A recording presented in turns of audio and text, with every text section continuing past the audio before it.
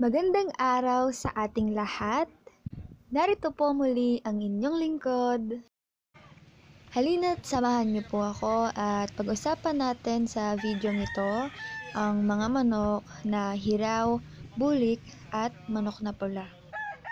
Pero bago yun, shoutout nga po pala sa ating mga viewers, sa mga nagla-like at share ng ating mga videos at lalong-lalo na sa ating mga subscribers. Maraming salamat po.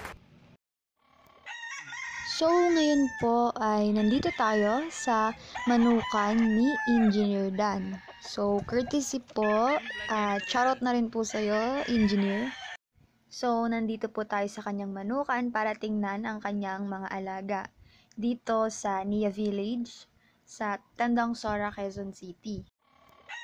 Kung mapapansin po natin, ang kanyang manok ay hiraw. Kung sa Bisaya ay lambuho ng tawag dito. Ang manok na ito ay galing pa po sa Batangas at ang bloodline naman ay 3-way crossbreed. At ayun nga po, makikita naman natin na yung manok na hiraw ay itim po ang paa. Kahit yano lang po ang kanyang kaliskis, pero yung kulay niya naman po ay maganda at matibay rin po ang balahibo nitong manok na hiraw. So, ang next naman po na ipapakita ko ay yung kanyang bulik or dome na galing din po sa Batangas. At ito naman po ay yellow feet at bagay din po sa kulay ng balahibo niya, ang kulay ng paa niya. Sa ngayon ay nasa 8 buwan na po itong mga manok niya na yun nga po, pareho pong mula sa Batangas.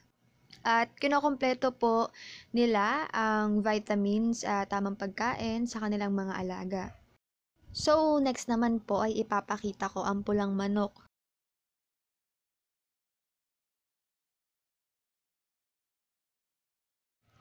So, ito na nga po ang kanyang pulang manok na white feet. So, nasa 1-year-old na po ito mahigit. At ngayon naman ay pinupurga nila at ginagamot para makondisyon ang katawan. So, nasa medium station po itong manok na pula. At ang bloodline po ng manok na ito ay Esculin na galing pa po sa Bacolod. So, yun lamang po muna sa ngayon.